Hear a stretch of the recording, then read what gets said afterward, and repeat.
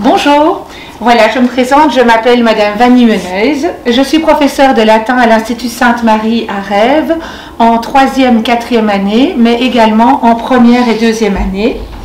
À travers le cours de latin, les élèves apprendront à rédiger une traduction d'un auteur latin authentique, tel que l'incontournable César, mais aussi le poète latin Ovide, avec le mythe de Dédale et Icare, le fabuliste Phèdre, qui a inspiré Jean de La Fontaine, et donc on traduira quelques fables, Tite-Live, aussi en 4e, Salluste, pour ne citer que les plus illustres.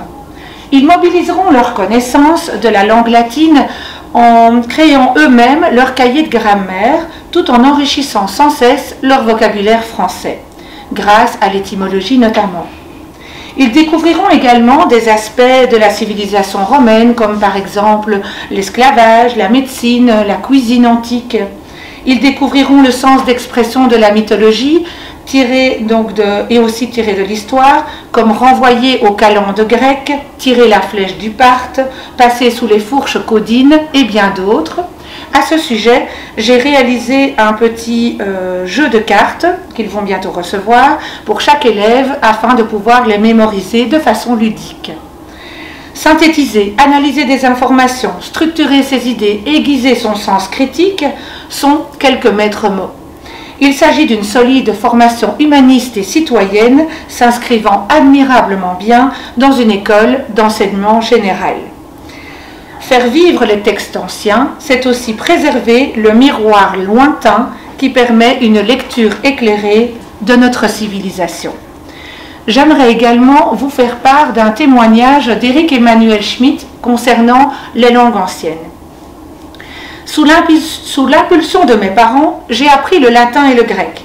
Ces deux langues, je les ai même pratiquées à un haut niveau, puisque j'ai présenté le concours d'entrée à l'école normale supérieure en lettres classiques, choisissant par la suite de ne suivre qu'en section philosophique. Longtemps, j'ai traîné ces deux matières comme des boulets, déclinaisons, conjugaisons, lexiques, tout me pesait. Or, à 14 ans, je suis allée visiter la Grèce. Ce fut un éblouissement. À Rome, à 15 ans, même chose. Grâce à cette préparation, les ruines s'effaçaient, les murs remontaient et les sites se remplissaient d'êtres passionnants dont ma mémoire était pleine. J'éludais les barrières du temps, je marchais de plein pied dans les siècles précédents. Cependant, si l'accès à ces civilisations m'avait été procuré par les cours, l'étude même de ces deux langues continuait à me sembler largement ennuyeuse. Ce n'est que plus tard que j'en ai saisi l'intérêt. Les versions m'ont appris la concentration intellectuelle, l'art de résoudre les difficultés les unes après les autres, la patience d'éclaircir des obscurités résiduelles en fonction du contexte. Tout autant que les mathématiques, elles ont musclé mon intelligence.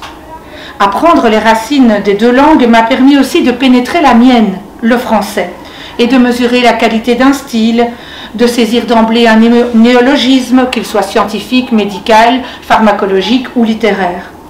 Plus fondamentalement, grâce à ces études, j'ai pris racine. J'entrevois d'où viennent les peuples, la civilisation et la langue qui sont miens, mais aussi les autres. Je décrypte l'immense ère chrétienne qui s'était exprimée, tout territoire confondu, en latin. J'abolis les distances, l'étranger me devient familier, j'ai gagné des fraternités. Cet enseignement m'a souvent fait souffrir, mais toujours enrichi. Les langues anciennes exigent de gros efforts, mais l'instruction, n'est-ce pas cela? La force de dépasser les apparences.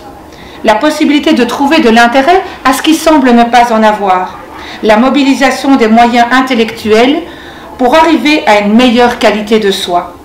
Je souhaite vivement que l'école permette encore à tout enfant de recevoir ces cadeaux-là.